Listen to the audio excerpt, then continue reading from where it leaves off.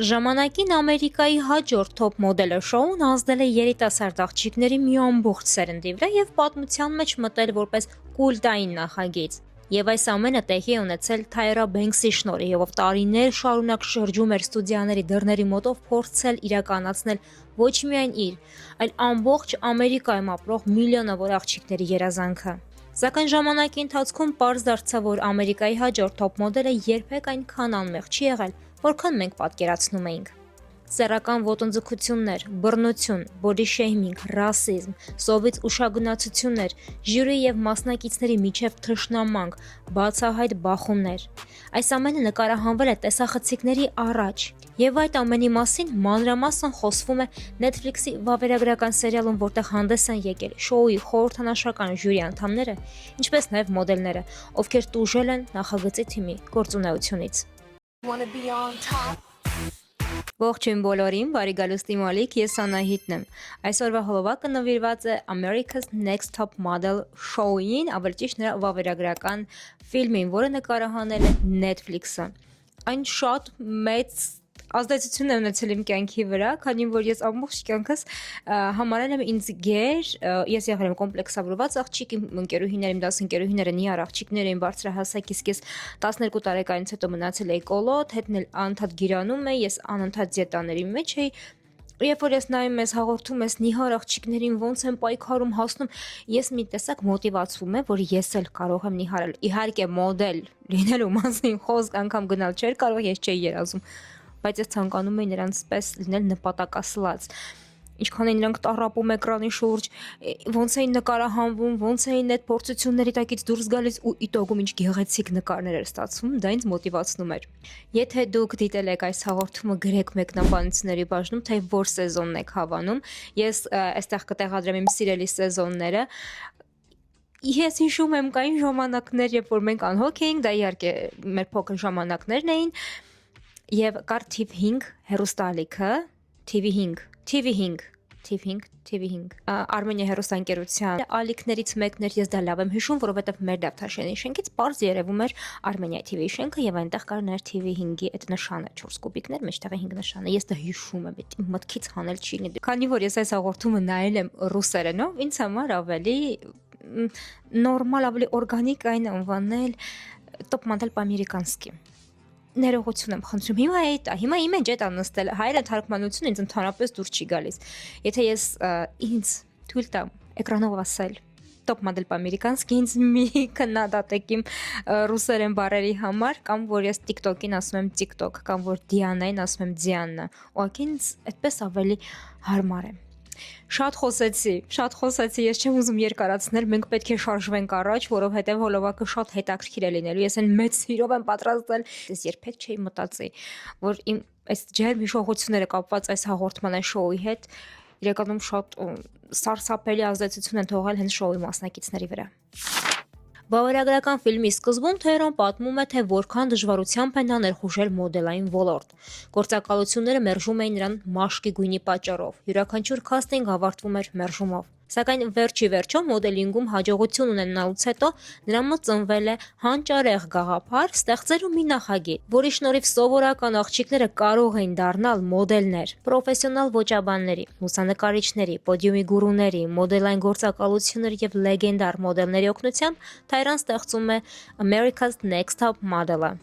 Իհարկե դա հեշտ չէր, քանի որ բոլոր հեռուստալիքները մերժում էին գաղափարը, կարծելով թե սա հերթական աստղի կմահաճույքն է, սակայն նրանք սխալվում էին։ Ոչ ոք չէր սպասում, որ հենց այս նախագիծը նման մեծ արձագանք կգտնի ամբողջ աշխարհի միլիոնավոր աղջիկների շրջանում։ Բայց շոուի հակառակ կողմը շատ ավելի մութ էր, քան թվում էր։ Աղջիկներին իրար դեմ էին հանում։ Ամբողջ աշխարհին ցույց էին տալիս նրանց ինտիմ էպիլյացիայի գործընթացը։ Իսկ ժյուրին կուլիսներում քննարկում էր նրանց գեր մարմինները։ Երբ շոուն եթեր դուրս եկավ, մասնակիցները հասկացան, որ իրականությունը բոլորովին այն չէ, ինչ իրենք էին սպասում։ Էբոնի անով աղջիկը, ում համար Թեհրան ակտիվ պայքարում էր քաստինգի ժամանակ, դեռ կերպարանափոխման փուլում սկսել է կասկածել, որ ինչ որ բան այն չէ։ Նա ասում էր, ցիտատ. Ես շատ հիասթափվեցի, նստած էի այնտեղ եւ 3 լավագույն ոճաբանները բացահայտ ծիծաղում էին իմ մազերի վրա։ դա նվաստացուցիչ էր։ Նրանց մոտ նույնիսկ նորմալ սարքեր չկային։ Արդյունքում նրանք իմ գլխի վրա երկու մեծ ճաղատ հետքեր թողեցին։ Էբոնին կարծում էր, որ գուցե Թայրան գոնե կաջակցի իրեն, սակայն փոխարենը Թայրան ավելի կոշտ է քննադատել աղջկան մյուսների ներկայությամբ։ Սցենարիստները կարծես փորձում են Էբոնիին ներկայացնել որպես մշտապես զայրացած եւ կոնֆլիկտային մարդու։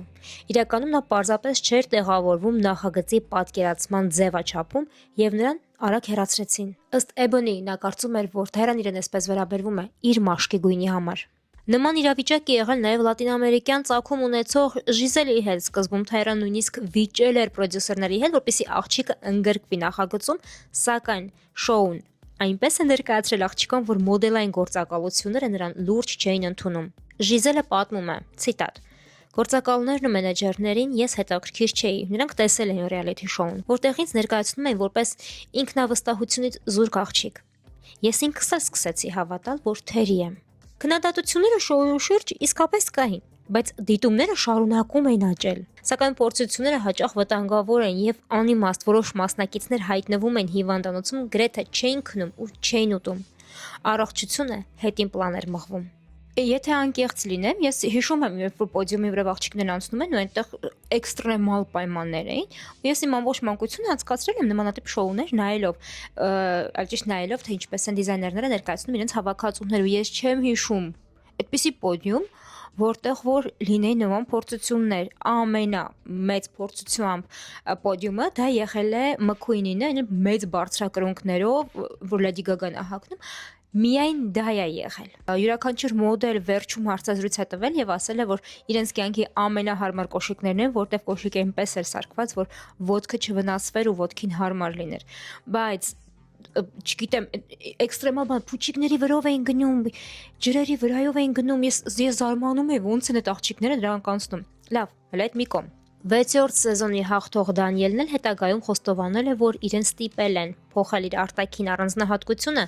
ատամների միջև անցքը փակել, թեև նա չէր ցանկանում դա անել։ Թայրան նրան համոզում էր, որ իր ատամների պատճառով նա մոդելային կարիերայում ոչինչ չի ստանա, նրան պարզապես կմերժեն։ Ավելի ուշ նույն շոուում մեկ այլ աղջիկը առաջարկել են լրիվ հակառակը՝ լայնացնել անցքը ատամների, քանի որ դա ավելի մոդելային է։ Այս ամենը բոլոր մասնակիցների մոտ թողել է շատ ծանր հետևանքներ։ Ինչպես շոուի պրոդյուսերները ասում վավերագրականում,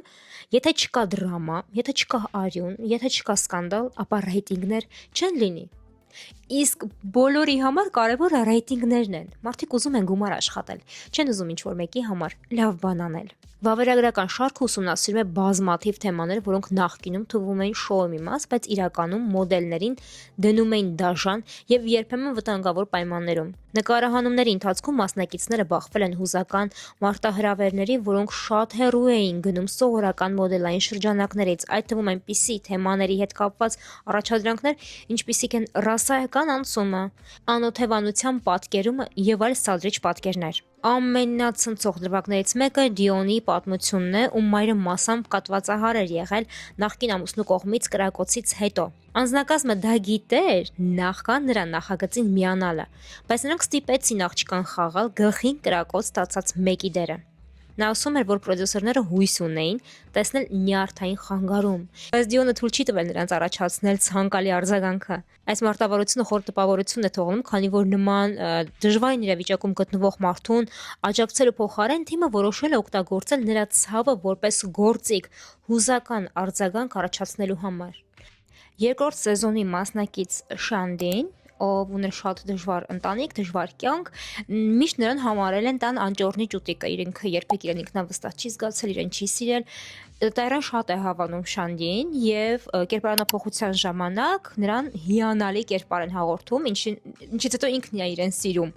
Եվ ինքը իր հանդեպ հույսով է լցվում ու հավատով, որ ինքը ինչ-որ բանի կհասնի, այդպես նրան ներկայացնում էին։ Բայց երբ որ աղջիկները մեկնում են Միլան, մասնակցում են ֆոտոսեսիայի տղա մոդելների հետ, այնուհետև հետ են վերադառնում հյուրանոց, շոուի պրոդյուսերները, նախագծի ղեկավարները հրավիրում են մոդելներին աղջիկների տուն եւ խմում են աղջիկների հետ գինի։ Այստեղ պետք է նախաբան։ Շոուն աղջիկներին լավ չէր կերակրում։ Նրանց սնունդը շատ վատն էր։ Հիմնականում աղջիկները պետքա գնեն, ինչքան էլ որ ասում էր, որ իրենք են գնում, նախագիծն է տրամադրում սնունդը, բայց ոչ, առաջին մի քանի եթերաշրջաններում ֆինանսապես շատ բարդ խնդիրների առաջ են կանգնած եղել եւ աղջիկները իրենք են արել իրենց սնունդը։ Իսկ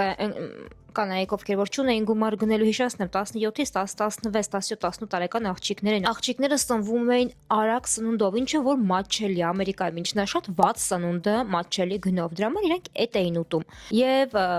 ունեին խնդիրներ մաշկի հետ կապված, եթե վատ է սնվում, բնականաբար մաշկը դա ցույց է տալիս, ու աղջիկներն հետո դրա համար էլ էին նեղացնում, բայց ինչևէ,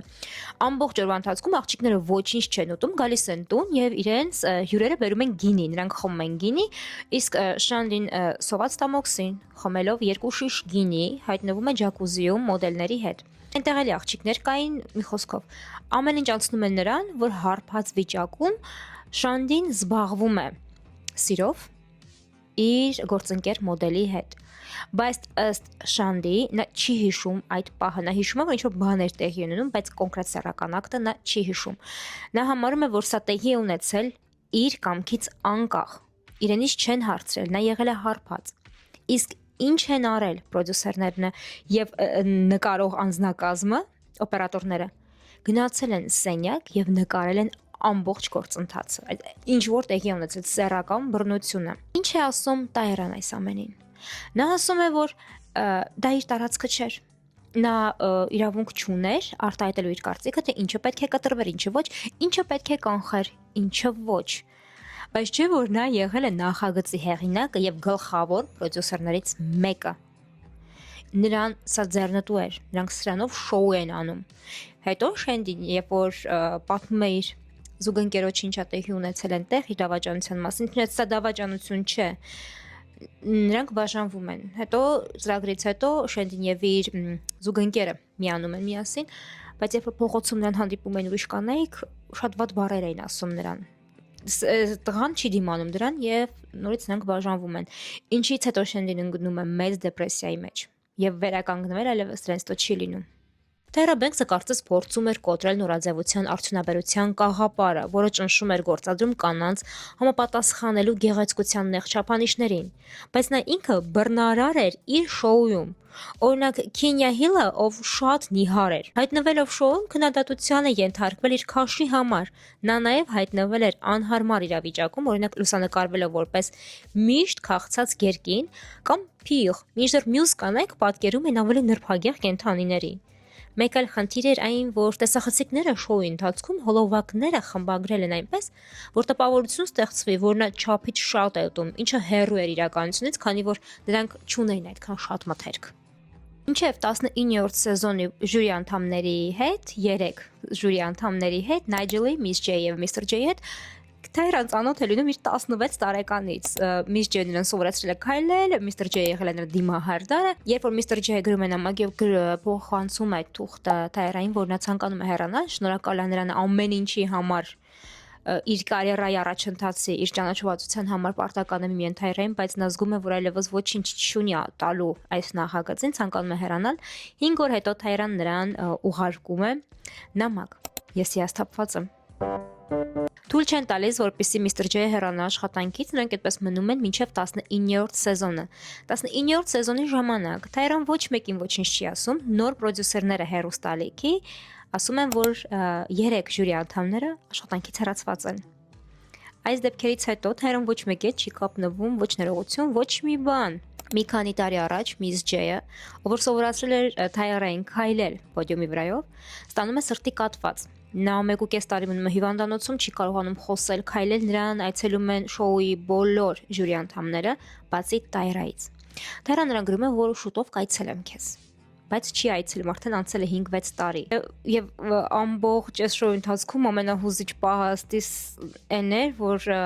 Միս Ջեյը ասում է, որ նա սովորացրել է աղջիկներին քայլել, եւ նա հիմա չի կարողանում ինքը քայլի, ոչ հիմա, ինքը ասում է not yet։ Այնքան էմոցիոնալ պահ է, նրա նախկին գործընկերները նրան աջակցում են, ասում են՝ մի լացիր, մի նեղվիր, հիշի, որ դու անգամ չէիր կարողանում խոսել, իսկ հիմա խոսում ես, կքայլես էլ անպայման։ Դեն հարցնում են՝ Տայրան քեզ այցելել է, Միս Ջեյը պատասխանում է՝ ոչ, դեռ ոչ, not yet։